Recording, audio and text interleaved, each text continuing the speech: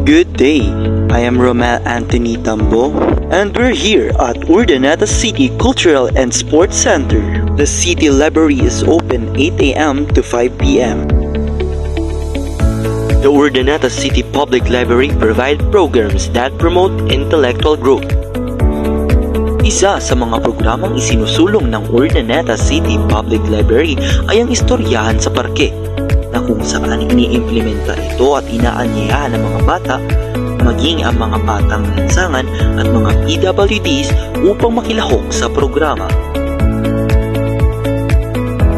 Hindi lamang nagbibigay ang programa ng kaligayahan, kundi nagtuturo din ito ng kahalagahan ng pagbabasa ng bawat batang Pilipino.